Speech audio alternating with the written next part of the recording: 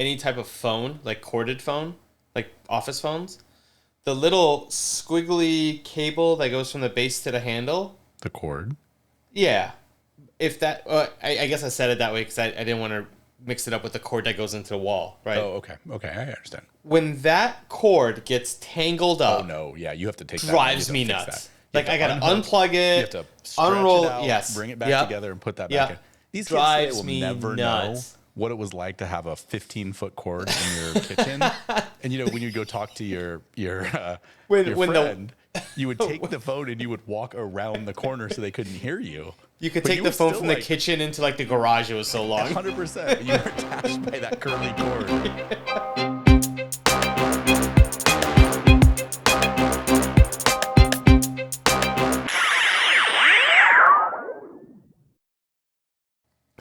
Just Diet Coke? Okay. Okay. How's that keto going? I filled it up too much. How's that keto I had going? a great whoosh today. So this is a great topic what? that you can appreciate. A great what? Whoosh. The whoosh. The band thingy? No. What is a No, whoosh? not the band and not the spray, that's the a whoop. clean stuff either.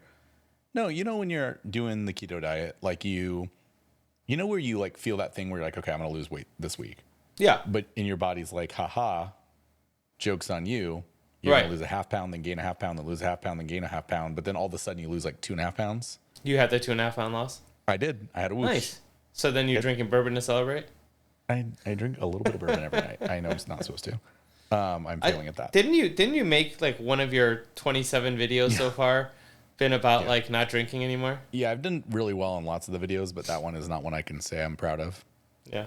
Well, the next 5 should be good. So I'm excited for that series, which Yeah, will be I out. all those today. Yeah, which will be out and available by the time viewers listen and watch this one. Well, it'll be weeks ago, right? Because we got a few of these in the can. We don't know when it's going to come out, but it'll be there on the YouTube. Here's what really happened. So the 60-day challenge is actually quite hard. And I found myself a few times just recording like what I cooked that day, which is great. I like those videos. They're pretty fun. Yeah. But I need something kind of like this podcast where I can have an off day and have something ready to go. So I sat down today and I did like 6 shorts all about exposure, indie filters, there's just like stuff all over my desk. Yeah. And my plan is, well, it was going to be tonight, but now we're talking, so now tomorrow's ruined, is I need to put together like 3 of them, right? And then like get those all set as releases and then still record something those next couple days so I can, have a little buffer. I think what you're doing is giving a little bit of a sneak peek insight to what a lot of content creators do, which is record now and post like 6 months from now. Well, and it's hard to so I've always known that, right? But lately what I've really noticed it on is some of like Peter's videos. Like he's still doing videos from his Iceland trip, which happened, a while back. But it also goes to show like how much content you actually capture in that moment, right? He did videos on like drone footage, on scene footage, Leica footage, 35 millimeter camera footage, et cetera, et cetera, et cetera. So it's, yeah. Well, and I guess it's interesting. I tried that. Like I tried to, when I was doing things, like capture a whole bunch of B-roll so I could use it later. But you have to have a pretty, either great editor like he has, or you have to have a pretty good idea of what your story is there. Because a video of some onion being cut doesn't mean much for the next thing unless you've got a plan for it, which I didn't. But I get it. Like the content creation part is really hard because you just want to live your regular life sometimes and not have something to talk about. By the same token, it's 60 days, right? So I've got to be able to figure it out. And what I haven't done yet that I'm really anxious to do is the Peter Matty Haboya video, right? The true vlog, like record for 6 hours of a day, different things I'm doing and stitch it together in one little 10-minute video. I just haven't been brave enough or maybe free enough to do that. But the overall part of it's pretty fun. The hard part is just like, okay, so I did the magic one, right? And when I do that, I have to shoot in 30 frames a second or else the video from Ecamm is really choppy, like how it pulls the game video. And then I shot those shorts and I realized that 1, I was shooting in landscape, 2, I was shooting in 30 frames. So, okay, fix that. and like the constant changing back and forth. I realized the other day I shot a whole bunch of slow-mo footage. I never freaking changed the shutter. So all that slow-mo was at 50, 1/50, and it should have been at 1/250, which again, Peter Lindgren changes his shutter and just ratchets it up for everything and never uses an ND filter. I don't think it's tragic, but it definitely is like it's hard. It's a hard skill. I'm not great at this. Yeah, I find myself doing a lot of mental memory recovery, I guess I should say, every time I pick up my camera, right? It's like, okay, so because I don't shoot every day. And so when I grab my camera, especially if I put a different lens on it, it's like, check this, check that, check the focus point, check the white balance, check the picture profile, check everything, right? Everything. And so it's, I mean, eventually we're going to get to a point where it's just muscle memory, but obviously that takes a lot of practice. Well, and some of it is not necessarily needs to be muscle memory. I'm actually going to do it right now. I just realized. So we had all this like hour setup because I was trying to use this software to record the pod. You were. And I couldn't remember the settings. So I literally just took a screenshot. That works too. And I was going to mention that. Like write it down and take a screenshot so you know there. I to do that of like, or I need to leave myself like, you know how some photographers, I used to watch McKinnon and he would talk about, he would write like 50 on the lens cap of the 50 millimeter. Mm-hmm. And I thought, what the hell needs to do that? Like you can look and see the right lens. Mm-hmm. But the truth is like, there's so many little things that everything you do that takes away one potential risk of screwing it up is really important. Yeah. And it's about time. Although what's fun is, okay, so you've seen this Defender, right? I'm going to give away a part of the video. I didn't know. I learned this today in recording the video. So I keep, unscrewing this, right? Right. ASMR. It's not how that works. I think it's how it works. Whoops. That is not how that works. So I screw it on the camera, and then it's got the lens cap on, right? And I pull the lens cap off. Sure. And this I just throw in my bag. Right. Doesn't that just screw on the back of the lens cap? I didn't know. It goes on the front of the cap. Yeah. It becomes another lens cap. Huh. I didn't know that. What's your biggest pet peeve? My biggest pet peeve is when someone stops before or after getting on or off an escalator. Oh my God. I work in a mall and you and I go for walks about once a week, right? You'd say we get a little 10-minute walk in. And Jesus criminy, when you're walking up to an escalator and there's a 50-person family that is spread the width of the mall, and they all need to go on the escalator, but they haven't decided yet if they're going to go up the escalator, so they stop. Or maybe even worse, someone rides the escalator and they get off and they just stop at the top. Like, there's people coming on a moving belt. And by the way, like, I think the average human is not good at escalators. I think I've just learned that in general. People are oddly afraid of them. You watch like grown adults that like can't step on them. So you're like also doing it in a place where people are at risk. And like kids where someone could get trapped in there and actually hurt. Oh my God, don't do that. If you are that person, this is my short this week. Don't be that person. Stop it. Change. Evolve. There's so many things about people in malls that drive me crazy. The escalator is one of them. Yep. When somebody's waiting for an elevator and the elevator gets there and the door opens and you just walk in like as if there's nobody in the elevator that needs to get out. Right. Like let people off first, right? If there's people in the elevator, they're getting off. Correct. When you're walking down the hallway in a family or group and you guys decide to go wide single file and take up the entire width of the hallway, and then you just walk like you've got no purpose in life whatsoever. You just like slower than a casually stroll. And just like no fucks given, right? Yep. People are coming, people are behind you, just no cares whatsoever in the world. Yes, I'm gonna add, I get when it's busy. Sometimes there's no choice, but I'm talking about when it's not busy. You are one person and you sit at a 4-top in the food court.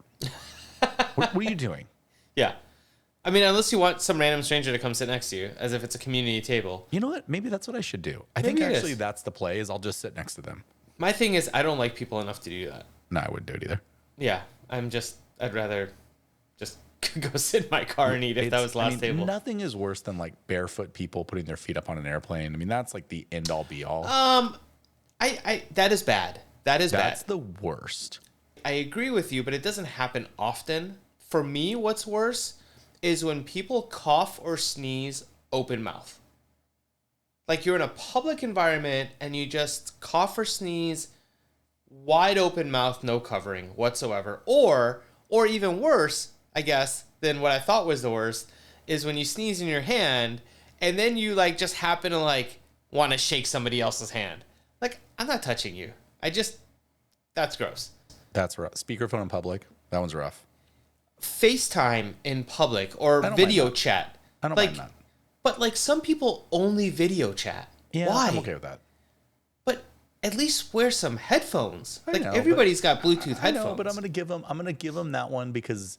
So you don't like when people speakerphone in public, but it's okay if they're on a video call on speakerphone in public? Yeah, I don't know why one bothers me more than the other. That is weird. Yeah. Also, when you're on speakerphone, but you hold the phone up to your head as if you're not on speakerphone. I think that's the part that bugs me is they're just using it wrong, and it's not their fault. But I really think that gets me. Well, it's an old George Carlin joke, but I just think the answer to the question of biggest pet peeve is the freeway. The George Carlin joke is, why is it that everyone goes fast to use an asshole and everyone that goes slow than use an idiot? Because I get on every morning, right? I take the same route every day. Obviously, everyone does. I don't know why I said that. But it's like I drive like 48 minutes, right?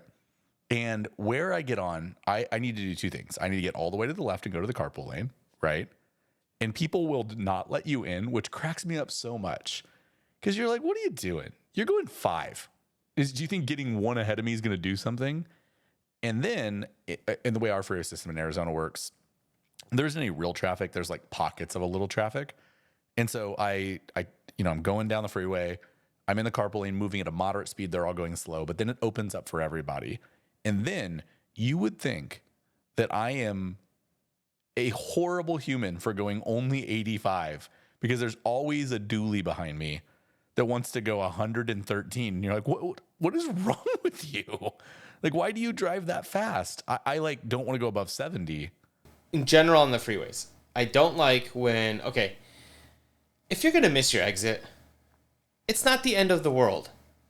You don't need to cut over 4 lanes, cross the gore area just to get off at that exit. Just get off at the next exit. Because the next one is a mile away. Exactly. Just save some lives and go to the next exit.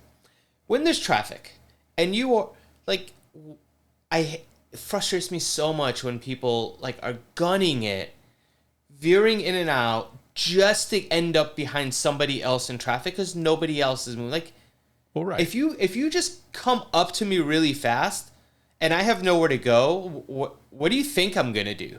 Do you think I'm gonna like rear end the person in front of me so you can keep going? You're gonna slow down. Well, and this is the best, old man get off my lawn. But I remember I was at an old friend of ours, David's house, and he was quite a bit older than us when we knew him, right? When we worked for him. Mm-hmm. And it was late at night, and a guy came barreling through the neighborhood, and he picked up a rock and threw it. He was so mad at this guy. And I remember thinking, like, calm down, don't get in any fights. And now that's me. Every time someone barrels through my neighborhood, I want to follow them home and like knock on their door and tell their parents, because I'm so annoyed at anyone in a residential neighborhood or even a moderate like residential street. Like the one by my house, the speed limit's 40. Yeah. People do 60 there, 70. Like, you're going to kill someone. What's wrong with you? Mm-hmm. All to get to work, a minute faster? I like to say this is all Arizona, but I feel like it's the same anywhere you go. Oh, no. Everyone thinks that where they live, like, oh, the California drivers are the bad one. Like, everyone's bad. There's no good drivers. That's correct. That is correct. I mean, I would say, what I would say about California and New York is because the type of driving is so aggressive, they're probably better drivers, but they are riskier drivers. Yes. Like in New York, I mean, every bumper is smashed. Well, it's just a different type of driving, though. It is. It's totally different. I think what gets really dangerous is when somebody who, for example, doesn't know how to drive in New York tries to drive in New York. Yeah. Let this be a lesson. If you go to New York, just don't drive. Yeah, There's don't do that. So much don't public rent a car. Yeah, just use public transport. Take the subway. Okay. So I have a different question that's related to that question. Is that okay? Yeah. What do you think is a pet peeve of someone else, but you definitely just do it anyway? Ooh. Like, what's the thing that you do that, like, it's your I know it knows somebody else? Yeah. Yeah. That's a good question. Do you leave the toilet seat up? Like, what's the thing that you do that you, like, I know that probably bugs people? Nope, I don't leave the toilet seat up. I think, okay, so just thinking about my home life, I think one thing I do that probably annoys Jill is I have OCD, right? To the point where, like, if she, like, cleans my office, I will know it, or because, like, one thing is just in a slightly different spot. Sure. Right? Just moved, like, 2 degrees. And so I'm constantly, like, moving things back to, like, the perfect place they should be in. And I feel like that probably drives her crazy. She doesn't say anything to me about it. She just kind of laughs or whatnot. But I know, like, it's just, I'm becoming Rain Man without all the knowledge or the stutter. So I think that's one. I get road rage because previous conversation, stupid drivers on the road. And so I think that probably drives her crazy when she's in a car with me. She's always telling me to calm down. Do you I don't know. Get outwardly mad at them? I just get frustrated at people. Like, for example, if you're in the HOV lane and you're going 65, right? Get out of the way when somebody's behind you. Just rule of thumb when you're driving. It doesn't matter how fast you're going. If somebody is behind you and they're going faster and you can get out of the way, get out of the way. The only exception I have to that is if it's HOV hours and I'm in the HOV lane and you are either not an EV or have multiple people in the car, I will not move for you. And I know that's just me being hypocritical of what I just said. I mean, aren't all these? But also, like, you don't belong in that lane. It's not your time. It's my time. And I don't drive slow. I drive 80 to 85, so I'm not driving slow. But, yeah. Mine is really dumb. Yeah, what's yours? I don't know what's wrong with me. It might actually need to see a doctor.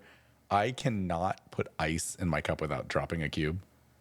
I have like 100% fail rate of, like, I'll grab a handful of ice and a cube guaranteed misses every single day.